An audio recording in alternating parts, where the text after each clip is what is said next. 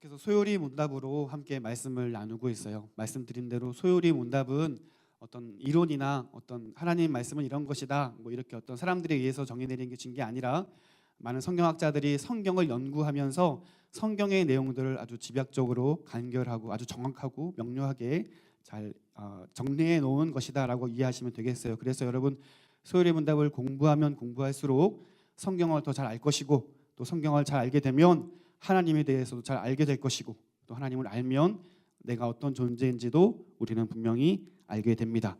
그래서 우리 그동안 쭉 열심히 달려왔는데 정리할 겸해서 여러분 주보에 보시면 그동안 함께 나눴던 문답 11문까지를 정리를 해놨어요. 그래서 여러분 이렇게 정리를 하시면서 제가 물어볼 테니 여러분 답을 말씀하시면서 우리 그동안 함께 나눴던 내용들이 이런 것이었구나 함께 정리를 하시면 되겠습니다. 여러분 함께 큰 목소리로 답을 해주시면 됩니다. 1문 사람의 제일 되는 목적은 무엇입니까?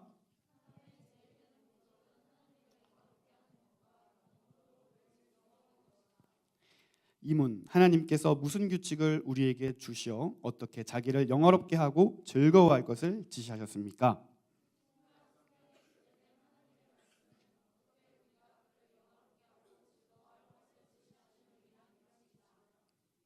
네, 1문과 2문을 통해서 인간의 제일 된 목적이 무엇이냐라고 물어봤을 때 하나님을 영화롭게 하고 영원토록 그를 즐거워하시는 것이다라고 말씀드렸는데 그럼 어떻게 하면 하나님을 영화롭게 할 수 있고 어떻게 하면 영원토록 그를 즐거워할 수 있는가라고 물어보았을 때 하나님의 말씀인 성경을 통해서 우리는 그렇게 할 수 있다라고 배웠습니다. 3문 성경이 제일 요긴하게 교훈하는 것은 무엇입니까?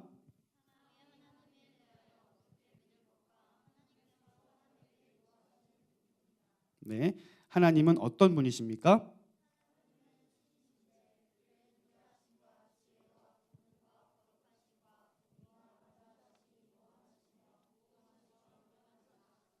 하나님 한 분밖에 또 다른 하나님이 계십니까? 하나님의 신격에 몇 위가 계십니까?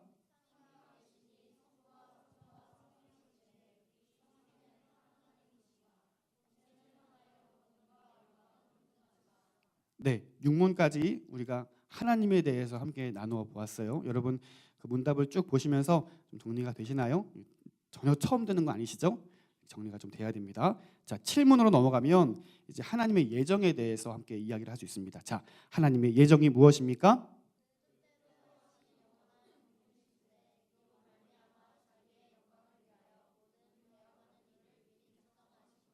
네, 하나님께서 그 예정을 어떻게 이루십니까?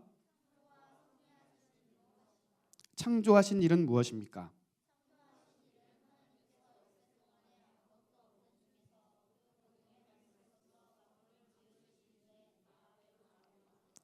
하나님은 사람을 어떻게 창조하셨습니까?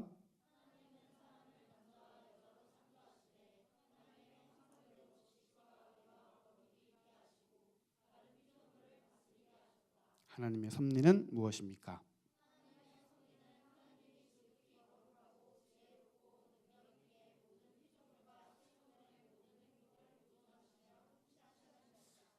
네, 우리 11문까지 함께 나누었습니다. 하나님의 통치, 하나님의 섭리에 대해서 나누었고 여러분 하나님의 섭리에 대해서 중요하게 생각해야 될 두 단어가 있다면 보존과 통치였습니다. 보존과 통치. 여러분 하나님 여전히 살아서 또 창조하신 이후에 가만히 계시는 것이 아니라 여전히 살아서 역사하시고 다스리시고 보존해 나가십니다. 자, 우리가 이렇게 11문 함께 나눠봤는데 여러분 성경책에 이거 잘 접어서 넣으시고 간간히 보시면서 묵상할 수 있으면 좋겠습니다. 자, 오늘은 12문 함께 나누길 원해요. 여러분 주보를 펴보시면 내용이 나올 텐데 제가 또 문을 읽어볼 테니 여러분 답을 해보시길 바랍니다. 하나님이 사람을 창조하고 사람에게 특별히 섭리하신 것은 무엇입니까?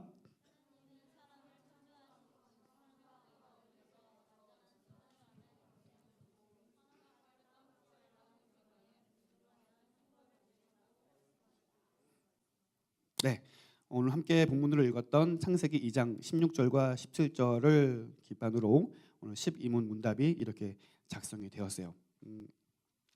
성경을 보면 하나님께서 자꾸 계속해서 반복적으로 인간들에게 손해보는 장사를 하셔요.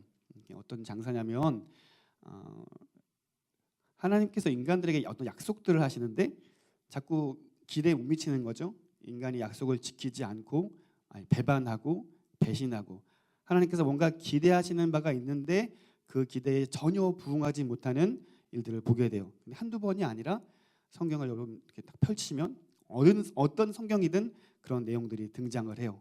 그래서 손해보는 장사를 하신다라고 표현을 했는데 사실 생각을 해보면 우리 인간들 사이에도 어떤 사람들과 관계를 맺을 때 약속을 해요. 어떤 사람과 뭔가 약속을 했을 때에는 내가 이것을 지킬 테니 당신도 이것을 지켜야 된다라는 약속을 하면서 이런 관계들을 맺어가는 거죠. 좀 더 예를 들어볼까요? 내가 당신을 사랑하니 당신도 나를 사랑해 주시오. 이게 이제 합의가 되면 뭐라 그래요? 1일. 그죠? 그런데 이것이 잘 유지가 돼가지고 이 사람 아니면 안 되겠어 싶으면 이제 그 조건이 이렇게 바뀌는 거죠. 평생 동안 나만 사랑해 주시오. 평생 동안 당신만 사랑할 테니 당신도 평생 동안 나만 사랑해 주시오. 이렇게 서로 약속을 하고 사람들을 불러 모아서 사람들이 보는 가운데 함께 약속을 해요. 함께 온 모든 사람들은 증인이 되어서 저 사람들이 저렇게 약속을 하는 거구나 이렇게 지켜보죠. 그리고 증인이 되는 거죠. 문제가 있다면 깨지는 게 자꾸 문제인데 사람들끼리 뭔가 약속을 통해서 관계들을 맺어간다는 거예요. 그런데 하나님께서도 인간들과 관계를 맺으실 때 이런 약속들을 통해서 관계를 맺으신다는 거예요. 성경을 보면 약속이라는 표현을 안 쓰고 언약이라는 표현을 쓰죠. 하나님이 끊임없이 사람들과 언약을 맺으시면서 이렇게 하나님 백성으로 삼고 또 그들은 하나님 백성이 되어서 관계를 맺으시면서 이렇게 행동하신다는 거예요. 여전히 사람들은 그 언약을 지키지 못하죠. 그래서 때로는 하나님이 어떤 조건을 내세우지 않고 일방적으로 무조건적으로 언약을 체결하실 때가 있어요. 어떤 장면인지 기억나세요? 사람도 마찬가지인 것 같아요. 사람도 그 아버지가 자녀에게 계속해서 조건을 건다고 생각해 보세요. 너 인사 잘하면 초콜릿 줄 거야. 너 밥 먹을 때 돌아다니지 않으면 뭐 또 선물 사줄 거야. 뭐 하면 뭐 해줄 거야. 계속 그런다고 생각해 보세요. 그 얼마나 빡빡하겠어요. 아이가 정체성이 혼란이 오는 거예요. 나는 이 집의 자녀인가 이 집의 직원인가 계속해서 어려워지는 거예요. 그런데 때로는 이 아이의 어떤 조건과 상관없이 그냥 주는 거죠. 너 한 달 후에는 뭐 핸드폰 사줄게. 아무것도 안 했는데 한 달 후에는 이거 사줄게. 이 아이가 우리 아버지는 참 은혜롭구나. 자비하구나. 이런 생각하는 거죠. 마찬가지로 하나님께서도 우리에게 뭔가 할 수 없는 것을 아시고 무조건적인 언약을 체결해 주실 때가 있다라는 겁니다. 여러분 성경을 좀 찾아보실 텐데 하나님께서 백성들에게 계속해서 언약을 체결하시는 장면들이 등장을 해요. 한번 찾아볼게요. 창세기 9장 8절.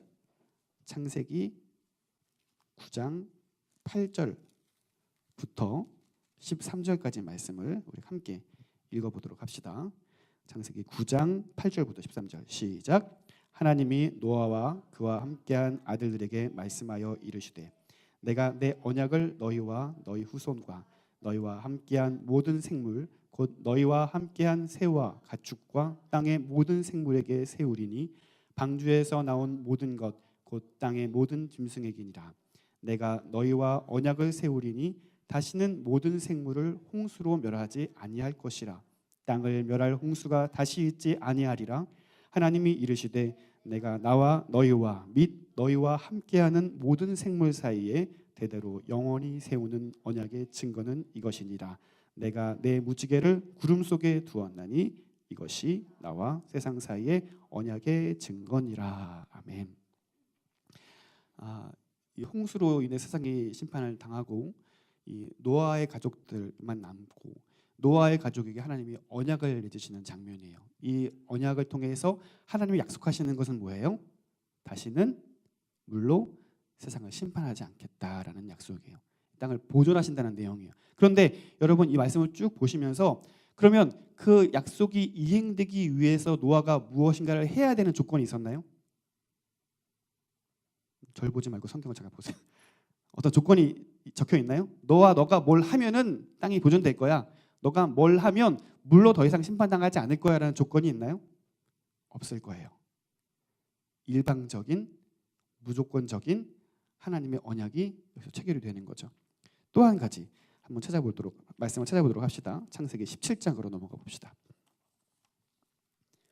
창세기 17장 1절부터 8절까지 말씀, 이 말씀도 같이 한번 힘있게 읽어봅시다. 창세기 17장 1절부터 8절 시작. 아브라함이 99세 때에 여호와께서 아브라함에게 나타나서 그에게 이르시되 나는 전능한 하나님이라 너는 내 앞에서 행하여 완전하라. 내가 내 언약을 나와 너 사이에 두어 너를 크게 번성하게 하리라 하시니 아브라함이 엎드렸더니 하나님이 또 그에게 말씀하여 이르시되 보라 내 언약이 너와 함께 있으니 너는 여러 민족의 아버지가 될지라. 이제 후로는 내 이름을 아브람이라 하지 아니하고 아브라함이라 하리니 이는 내가 너를 여러 민족의 아버지가 되게 함이라. 내가 너로 심히 번성하게 하리니 내가 내게서 민족들이 나오게 하며 왕들이 내게로부터 나오리라. 내가 내 언약을 나와 너 및 내 대대 후손 사이에 세워서 영원한 언약을 삼고 너와 내 후손의 하나님이 되리라. 내가 너와 내 후손에게 내가 거류하는 이 땅 곧 가나안 온 땅을 주어 영원한 기업이 되게 하고 나는 그들의 하나님이 되리라. 아멘. 아브람이라는 인물을 부르셔서 마찬가지로 언약을 세우셔요. 두 가지 내용이었습니다. 너를 통해 자녀들을 나오게 하리라. 또 한 가지는 이 땅 가나안 땅을 너희에게 주겠다라고 말씀하시는 거예요. 마찬가지 하나님께서 어떤 조건을 내세우십니까? 너에게 자손이 나기 위해서 이 땅을 너에게 주기 위해서 넌 뭘 해야 되라는 조건이 나오나요? 나오지 않을 거예요. 이것도 마찬가지로 무조건적으로 주는 하나님의 언약입니다. 이후에도 다윗이라는 인물을 통해서도 하나님이 언약을 하시고요. 또 많은 선지자들을 통해서도 하나님 언약을 하셔요. 비록 선지자들이 활동하는 시기가 막 땅이 갈라지고 땅이 갈라진다는 말이 뭐냐면 그 지역이 모든 민족들로 인해서 침략을 당하고 땅을 잃게 되고 또 망하게 되고 이런 상황 가운데 있을지라도 하나님이 선지자를 통하여서 언약하시는 내용이 뭐냐면 새하늘과 새 땅에 대한 언약으로 그들에게 부흥과 기대에 대한 소망을 알려주시는 거죠. 그리고 신약 시대에 와서도 하나님은 여전히 우리에게 언약을 체결하시는데 한 번 더 찾아볼게요. 누가복음 22장으로 넘어가 봅시다. 누가복음 22장 20절 말씀. 제가 가진 성경은 신약 성경 134면쯤에 있어요. 누가복음 22장 20절입니다. 함께 읽습니다. 시작. 저녁 먹은 후에 잔도 그와 같이 하여 이르시되 이 잔은 내 피로 세우는 새 언약이니 곧 너희를 위하여 붓는 것이라. 아멘. 예수님께서 십자가에 못 박혀 죽으시기 전에 그리고 인류를 위한 그 대속의 사역을 감당하시기 전에 언약을 세우십니다. 새 언약이라고 말씀하셔요. 그리고 예수 믿는 모든 자들에게 구원을 주시는 언약을 허락하십니다. 이것도 마찬가지예요. 어떤 조건이 있지 않습니다. 무조건적으로 주시는 하나님의 은혜이며 일방적인 무조건적인 하나님의 언약입니다. 자, 그런데 계속해서 우리 무조건적인 언약만을 좀 찾아봤는데 조건이 있는 언약도 있죠? 분명히 있죠? 자, 다시 구약으로 넘어가 봅시다. 신명기 28장.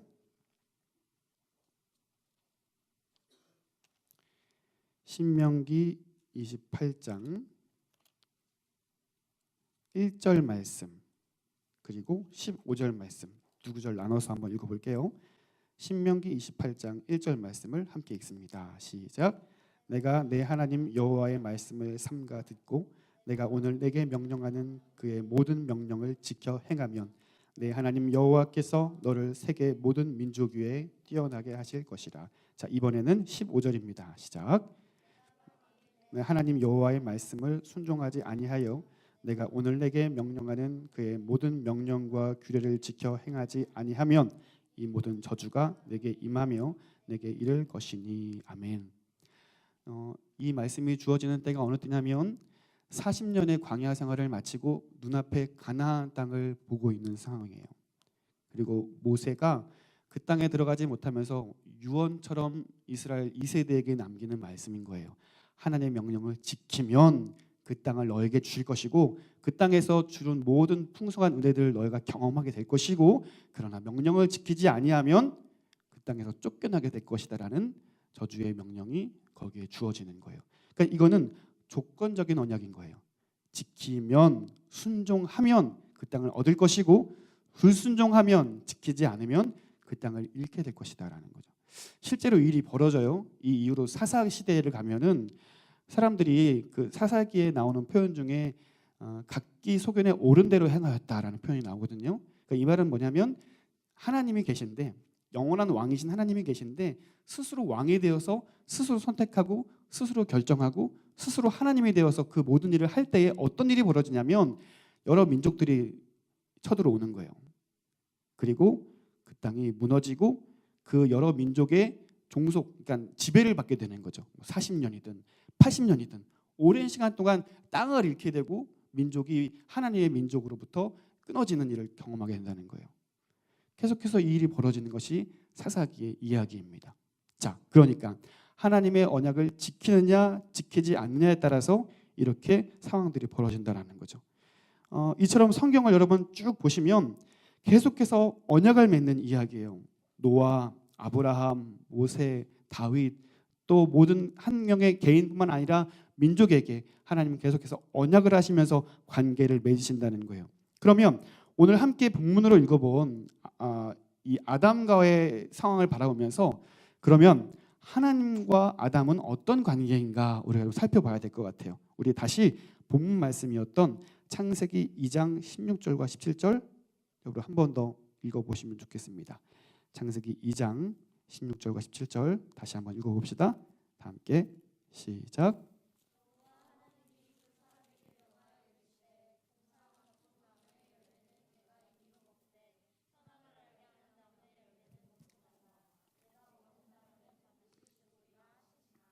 아멘. 자, 말씀을 읽어보셨는데 다른 성경 구절들처럼 언약을 맺는다라는 표현은 안 나와요. 그죠? 언약을 맺었다라는 표현은 안 나와요. 그런데 말씀을 읽어보니 조건이 주어져요. 그렇죠? 그 조건이 무엇인가요? 조건이 무엇이죠? 먹으면이죠. 먹으면 각종 나무의 열매는 내가 임의로 먹되 선악을 알게 하는 나무의 열매를 먹지 말라라는 거예요. 먹는 날에는 반드시 죽으리라. 언약이라는 말이 등장하지는 않지만 조건이 주어지고 조건에 따른 결과를 분명히 제시하면서 하나님이 아담과 언약을 맺는 장면을 우리가 보게 돼요. 그리고 결정적으로 이것이 언약이라는 것이 나오는 단적인 단서가 있는데 여러분 호세아 6장 7절 말씀 보시면 제가 한번 읽어볼게요. 호세아 6장 7절에 그들은 아담처럼 언약을 어기고 거기에서 나를 반역하였느니라 라고 말씀합니다. 그러니까 호세아 선지자를 통해서 이스라엘이 하나님께 대하여 배반하고 하나님께 대해서 배역하여서 그렇게 심판을 당하는 것처럼 이것을 어떻게 비유하고 있냐면 아담이 언약을 어긴 것처럼이라고 표현하고 있는 거예요. 그러니까 이미 하나님은 아담과 언약을 맺으시고 그와 관계하고 있다라는 사실이에요. 그런데 말씀해줬던 것처럼 무조건적인 언약이 아니에요. 아담이 언약을 어겼다라는 말은 우리가 살펴본 것처럼 조건이 있고 조건을 지키지 않았다는 말이에요. 그러니까 이 조건이 있는 언약을 우리가 뭐라고 표현하냐면요. 그 사람의 행위에 따라서 어떤 결과가 달라지기 때문에 행위 언약이라는 표현을 쓰는 거예요. 여러분 오늘 주보를 보시면 설교 주제가 행위 언약인데 아담과 하나님과 맺은 그 언약. 그러니까 여러분 그거 아세요? 아담이 에덴 동산에서 하나님과 함께 교제할 때, 그러니까 타락하기 이전에 인간 스스로의 힘으로 구원을 얻을 수 있는 기회가 있었던 거예요. 사람의 행위로 그 놀라운 하나님의 영원한 생명, 하나님 허락하시는 영원한 생명을 누릴 수 있는 기회가 있었다는 거예요. 그 조건은 뭐였냐면 아담이 불순종하지 않는다면이라는 단서인 거죠. 만약 끝까지 하나님 말씀을 순종했고 끝까지 그 언약, 행위 언약을 지켜냈다면 아무도 고생하지 않았겠죠? 그리고 태어나는 모든 후손들이 저주를 받거나 고생하지 않았을 거예요. 그런데 아담이 이 행위 언약에 따라서 불순종하였고 죄를 범하였고 그 모든 죄로 인하여 세상에 훼손과 타락이 임하게 됐다라는 것을 우리 지난 시간들을 통해서 쭉 배우게 됐어요. 그러면 여러분이 아마 궁금한 게 있을 거예요. 지난 성경 공부 모임 때 한 분이 저에게 이런 질문을 했습니다. 하나님이 모든 걸 알고 계시다면 왜 굳이 선악을 알게 하는 나무를 거기에 심어두셨냐라는 거예요. 아담이라는 인간이 분명히 불순종하고 범죄할 걸 아시면서도 불구하고 뭐하러 거기 두셨냐 이거죠. 다 아시는데 왜 고통스럽게, 왜 그 죄에 대한 결과로 이후에 모든 후손들이 고통을 당하게 왜 심어두셨냐 이거죠. 여러분 어떠신가요? 이 질문에 대해서 그 심으신 이유는 이것입니다라고 선뜻 대답할 수 있으시겠습니까? 난감하실 거예요. 여러분 아마 궁금하실 거예요. 오늘 사실은 이 행위 언약에 대한 말씀을 나눴지만 오늘 여러분과 함께 나누고 싶은 말씀의 핵심은 바로 이것이에요. 왜 하나님께서 에덴 동산에 선악을 알게 하는 나무를 심어주셨냐라는 겁니다. 이유가 있어요. 반드시 이유가 있어요. 첫 번째, 하나님께서 또 에덴 동산의 중앙에 선악을 알게 하는 나무를 심게 하신 이유는 관계에 대해서 명확하게 하시기 위해서예요. 그게 어떤 관계냐면 하나님은 창조주이시고 인간은 피조물이라는 사실이에요. 다시, 하나님은 왕이시고 우리 인간은 종이라는 사실을 알려주시기 위해서 선악과의 나무를 심어 놓으셨다라는 겁니다. 하나님이 인간을 만드셨고 하나님의 말씀으로 천지 만물을 창조하셨기 때문에 모든 피조물에 대한 삶의 방식도 하나님이 알고 계시는 거예요. 어떤 삶을 살아가야 할지, 어떻게 삶을 살아가야 될지, 인간은 무엇이고 모든 만물에 대한 정체성은 무엇이고 그 모든 존재의 질문의 답은 창조주이신 하나님이 알고 계시다는 거예요. 그러니 인간이 인간답게 살기 위해서는 하나님을 반드시 알아야 된다는 거죠. 에덴 동산에 선악의 나무, 선악과를 심겨 놓으신 이유는 바로 이 명확한 관계를 알려주기 위해서 하나님 심으셨다라는 사실을 여러분 기억하시기를 바랍니다. 두 번째, 인간에게 무엇이 선이고 무엇이 악인지를 알려주시기 위해서예요. 선악을 알게 하는 나무, 선악과, 이 이름이 왜 이렇게 붙여졌냐면 그것을 먹으면 악이고 먹지 않으면 선이라는 거예요. 다시 말씀을 드리면 먹지 말라는 말씀에 순종하는 것이 선이고 먹지 말라는 하나님 말씀을 어기는 것이, 불순종하는 것이 악이라는 거예요. 전에도 한번 설명드렸는데요. 히브리어 원어로서 이 죄라는 의미의 개념이 뭐냐면 화살을 평 쏘면 화살이 날아가서 관역 안으로 명중하지 않고 밖으로 멀리 나가는 것이 바로 죄에 대한 개념이라는 거예요.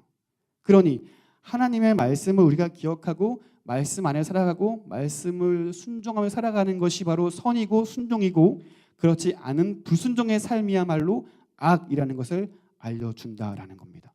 그래서 선악을 알게 하는 나무인 거예요. 세 번째, 불순종했을 때의 결과가 무엇인지를 알려줘요. 그리고 순종했을 때의 결과가 무엇인지를 알려줍니다. 순종했을 때에는 그 선악을 알게 하는 과실 옆에 어떤 나무가 있었냐면 생명나무가 있거든요. 순종하는 자에게 영원한 생명을 주시는 거예요. 그러나 불순종했을 때에는 사망이 옵니다. 그것은 단순한 육적인 죽음이 아니라 영적인 죽음, 하나님과 완벽하게 단절된 영원한 죽음을 의미합니다. 선악과를 통해서 우리는 이러한 사실들을 알 수 있어요. 그런데 한 가지 더 중요한 사실이 있어요. 이러한 사실들을 중심으로 한 가지 알 수 있는 사실이 뭐냐면 여러분, 인간이 하나님의 피조물이고 하나님이 왕이시라면 우리는 종이라고 말씀드렸어요. 종은 자유가 없는 사람이잖아요. 종은 주인이 하라는 대로 하는 것이 종이에요. 그에게 나름대로의 선택과 나름대로의 판단은 아무런 의미가 없습니다. 주인이 하라는 대로 하는 것이 종입니다. 그런데 선악과를 통해서 선악을 알게 하는 나무를 통해서 하나님께서 무엇을 알려주시냐면 우리를 피조물로 지으셨지만 우리를 종으로 지으셨지만 아주 특별한 종으로 우리를 만드셨다라는 거예요. 어떤 의미냐면 하나님이 먹지 말라라고 말씀하시죠. 그 말은 어떤 의미냐면 인간이 먹을 수도 있고 먹지 않을 수도 있는 능력을 주셨다는 거예요. 우리가 자유의지라는 말을 하는데 그것을 먹을 수도 있고 먹지 않을 수도 있는 자유와 권한을 우리 인간에게 부여하셨다는 거예요. 인간에게만, 우리에게만 이걸 주신 거예요. 하나님께서 만드신 모든 물질, 식물, 동물, 인간 이 모든 피조물에는 나름대로의 자유가 있어요.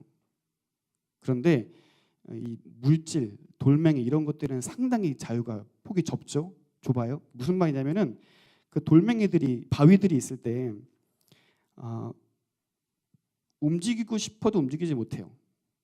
예를 들면 오랜 시간 동안 비바람이 불어서 깎여서 이렇게 굴러 떨어지거나 아니면 어떤 동물들이 뛰어가다가 치거나 이래야만 이제 움직일 수 있다 이거죠.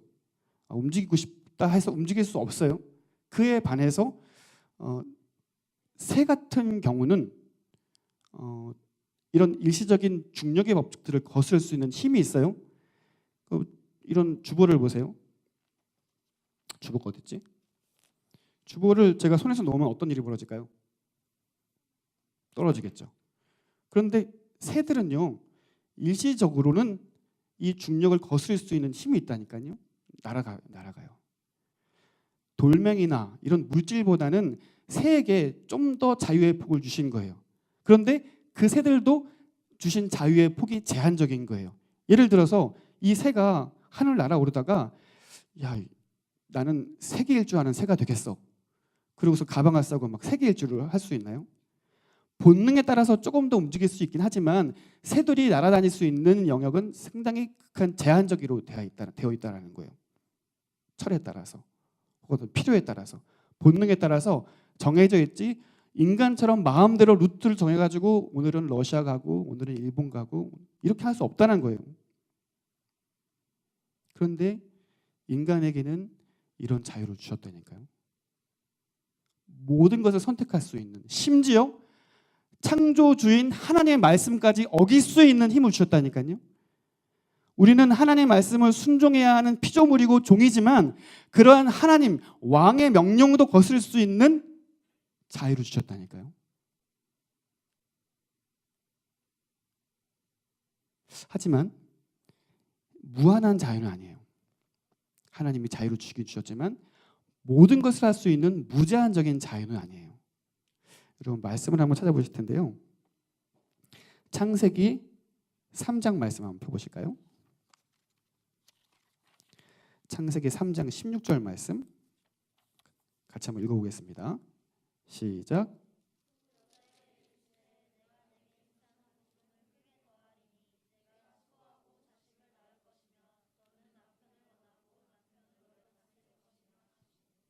아멘. 아멘이지만 이 본문이 아닌데 그렇군요. 17절 말씀까지 한번 읽어볼까요? 17절 시작.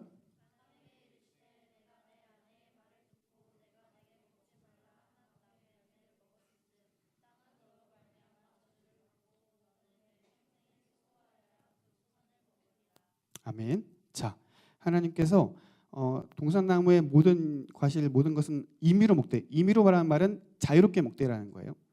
자유롭게 다 먹을 수 있지만 한 가지 제한을 두신 거죠. 이 선악을 알게 하는 과실만큼은 먹지 말라. 하나님께서 제한선을 주신 거예요.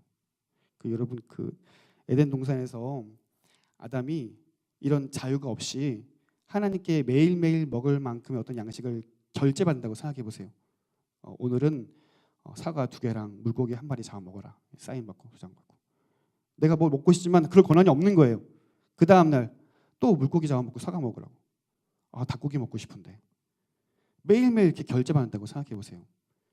참 고역일 거예요. 그런데 하나님께서 말씀하시기를 임의로 먹되 자유롭게 다 할 수 있어. 하지만 동산 중앙에 있는 선악을 알게 하는 나무 열만큼은 먹지 마라고 우리에게 말씀을 하시는 거죠. 다시 아까 그 자매님이 저에게 질문했던 의도를 좀 생각을 해보면 왜 그렇게 질문하는지는 좀 이해할 수 있을 것 같아요. 어떤 의미냐면 그냥 우리가 삶을 살아가는 게 참 힘든 거죠. 특히 그리스도인으로 산다는 것 자체가 참 힘겨운 거예요. 말씀대로 순종하며 산다는 것이 때로 너무 고단한 겁니다. 그래서 생각하기를 차라리 자유의지 이런 거 주지 말아서 그냥 돌멩이나 어떤 짐승들처럼 그냥 본능대로 내가 뭔가 선택하거나 그러지 않고 그렇게 살아가면 얼마나 좋았을까 생각을 하는 거예요. 그래서 이건 죄고 이건 하지 말아야 되고 이건 하고 이렇게 살아가야 되고 이러한 고민 없이 그냥 편하게 살면 좋겠다 이런 내용인 것 같은 거예요. 왜 그렇게 말씀하는지는 이해할 수 있을 것 같아요. 그런데 우리가 그렇게 생각하고 하나님께 대해서 불평하거나 원망한다면 우리는 하나님이 어떤 분인지에 대해서 너무나 모르는 거예요. 하나님의 존재에 대해서도 또 하나님이 우리 인간을 얼마나 사랑하시는지에 대해서도 그래서 우리에게 부여하신 능력들이 얼마나 큰 것인지에 대해서도 우리는 전혀 알지 못하는 거예요. 하나님이 우리를 하나님의 형상으로 지으셨대요. 그리고 하나님보다 조금 못하게 지으셨대요. 그리고 하나님의 말씀도 거스를 수 있는 이런 놀라운 자유를 우리에게 허락해 주신 거예요. 이러한 사실들에 대해서 여러분 회의감을 갖고 있거나 왜 그렇게 했을까 걱정하고 때로는 불만을 가지고 염려하고 있다면 하나님을 더 깊이 있게 묵상할 수 있기를 바랍니다. 하나님 우리를 어떻게 지으셨는지 그리고 우리에게 무엇을 허락하셨는지 그리고 종국에서는 행위의 언약의 결말은 불순종이었죠. 실패였어요. 그런데 하나님이 아셔서 이제 인간들에게는 희망이 없겠다. 조건을 달면 또다시 실패할 거니 조건 달지 말고 이들을 구원해야 되겠다라고 생각하셔서 하나님이 우리에게 베풀어 주신 은혜가 있는데 바로 예수를 통한 우리의 구원이라는 거예요. 죄는 내가 지었고 그 죄값은 내가 받아야 되는데 하나님의 아들 예수께서 그거를 대속하시는 거죠. 대신 값을 주고 대속해 주시는 거죠. 그래서 우리는 그 은혜로 하나님께 담대히 나아갈 수 있는 능력을 얻은 겁니다. 사랑하는 예수 가족 여러분, 하나님이 우리를 그만큼 사랑하신대요. 하나님이 우리를 그렇게 사랑하신대요. 이미 우리에게 너무나 많은 것을 허락해 주신 거예요. 많은 것으로 불평하고 많은 것으로 원망할 때에 잠시 그것을 멈추고 하나님을 묵상하십시오. 예수를 묵상하십시오. 이미 우리에게 주신 너무나 큰 것들에 대해서 우리가 감사할 수 있으면 좋겠습니다. 초반에 말씀드렸던 아이의 얘기를 좀 마무리하고 설교를 마치도록 하겠습니다. 계속 조건을 달면 아이가 힘들어질 거예요. 그런데 아버지가 조건 없이 계속 무엇인가를 들어주면 또 아이가 뭐 은혜를 누리겠지만 때로는 아버지가 이제 조건을 달 때도 있어요. 예를 들면 시험 기간에 너가 이번에 성적을 100점 맞으면 내가 핸드폰을 사주겠다. 그 투지폰 말고 스마트폰을 사주겠다. 그러면 이 아이가 머리에 띠를 쓰고 공부를 열심히 한다 이거죠. 그러면은 아버지가 이 아이를 믿는 거예요? 믿지 못하는 거예요? 믿지 못해서 조건을 거는 거예요? 믿어서 조건을 거는 거예요? 곰곰이 생각해 봅시다. 여러분 다 당했잖아요. 살아가면서 그런 거 다 당해 보셨잖아요. 부모님이 나를 믿어서 그러는 거예요? 믿지 못해서 그러는 거예요? 아리송합니까? 물론 다는 아닐 수 있겠지만 여러분 부모님이 여러분의 가능성을 믿기 때문이에요. 이 아이가 그래도 뭔가 동기를 주면 열심히 할 걸 아니까 이 아이를 믿기 때문에 이거 한번 조건을 달아보는 거예요. 그런데도 성적이 안 나오면 접겠지만 열심히 하는 거죠. 열심히 하는 거죠. 마침내는 달성을 해서 핸드폰을 받아낸다면 부모님이 아이를 믿는 거예요. 또 아이는요 부모님이 나를 믿어주는구나라고 아는 거예요. 이 친밀함을 하나님이 우리에게 요구하신다니까요. 하나님 우리와 관계 맺으시면서 약속을 맺으시면서 나는 너의 하나님이 되고 너희는 나의 백성이 된다. 이런 친밀한 관계로 우리를 부르신다니까요. 그래서 우리에게 그 어떤 피조물에게는 부여하지 않으신 자유의지를 허락하신 거예요. 물론 그것을 가지고 하나님의 명령 지키지 않을 수도 있어요. 내가 원하는 대로 살 수도 있어요. 그런데 내가 원하는 대로 살려는 모든 의지를 꺾고 내가 하나님 앞에 무릎 꿇습니다. 나 이거 하고 싶지만 하나님께서 원하시면 내가 그 길을 걸어가겠습니다. 하나님 기뻐하시는 거예요. 하나님 그렇게 걸어가는 모든 인생들을 향하여서 하나님께서 계획하신 것을 반드시 이루시는 분이 우리 하나님인 줄을 믿으시기를 바랍니다. 오늘 하나님께서 두 번 다시 우리에게 행의 언약을 허락하지 않으셔요. 이미 은혜 언약을 통해서 우리에게 구원이라는 값진 선물을 주셨어요. 그러면 그 은혜 언약을 통해서 구원이라는 값진 선물을 받은 저와 여러분의 삶은 어때야 되겠습니까? 오늘 우리에게 주신 많은 것들로 인해 감사하고 하나님께 찬양하고 하나님께 우리의 삶을 온전히 드릴 수 있는 귀한 주의 백성들 될 수 있기를 주님의 이름으로 축원드립니다. 기도하겠습니다.